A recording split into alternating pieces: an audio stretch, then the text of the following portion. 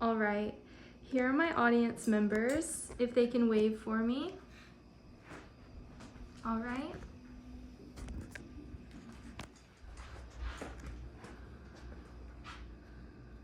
Have you ever wondered where your morning latte began?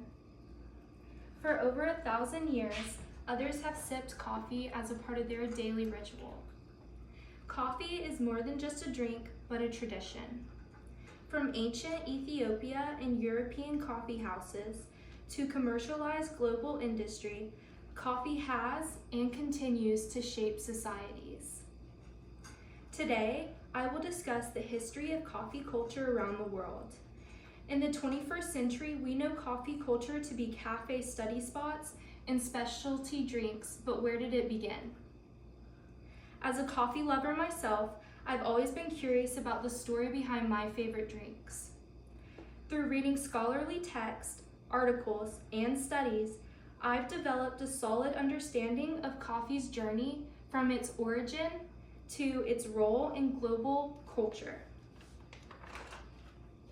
I studied the origins of coffee in Ethiopia, as well as the role coffee has had in intellectual life.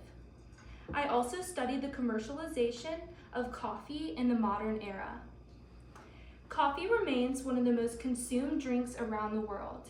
In fact, an estimate of 154 million adults, or 70% of the US population, reported to drinking coffee.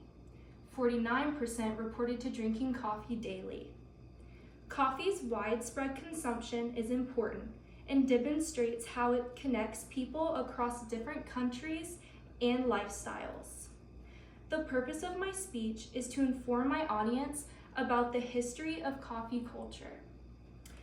First, I will explain the origins of coffee in Ethiopia and the Islamic world.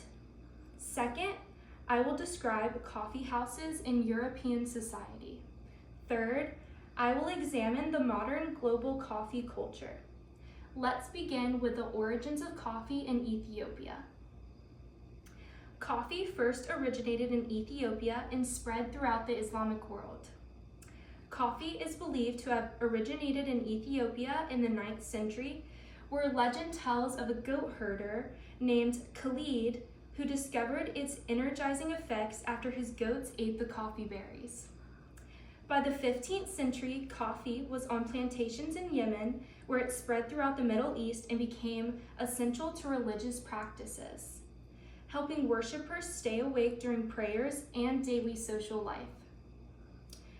Kwaba Khana coffee houses in the Middle East were becoming important centers for well-off men to engage in intellectual exchange. Once coffee spread past the Middle East, it transformed European society. Coffee houses in Europe played a major role in intellectual and social life.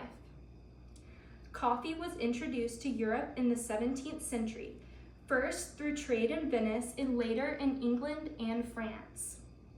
While historians found out about coffee houses being opened in Venice and Oxford as early as 1647 and 1650, according to the author Colligard in their article Revisiting the Euro-Consumer Transnational History of European Coffee Consumption.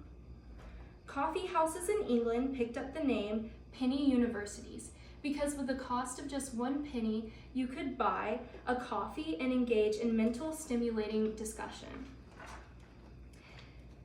With the Enlightenment period, these places were turning into centers of commerce, politics, and intellectual activity, attracting scientists, writers, and businessmen.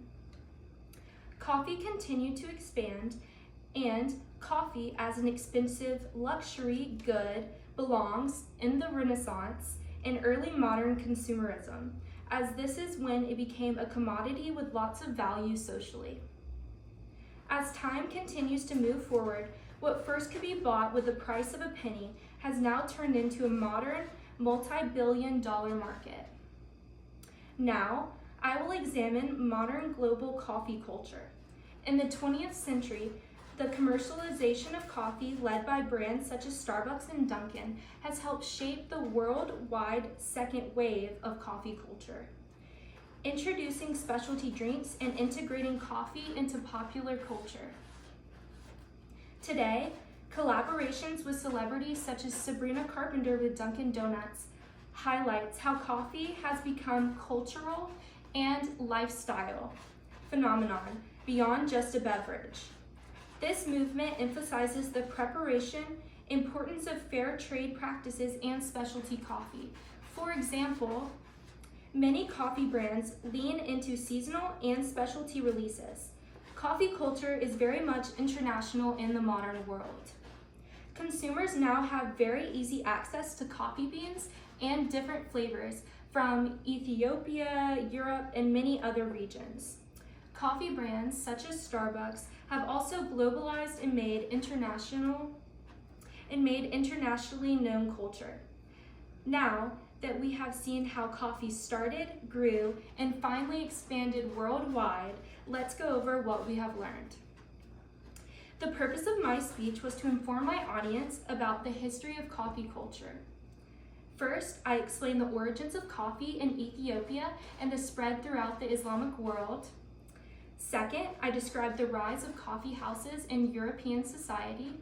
And third, I examined the development of the modern global coffee culture. Remember, with your next sip of an Americano, latte, or your favorite coffee, that you are partaking in centuries of tradition, cultural exchanges, and human connection that continue to shape societies worldwide. Thank you so much for your time. Now, let's get a pan of our audience. Did you like it, audience? Yes. Thank you so much. That was good. All right.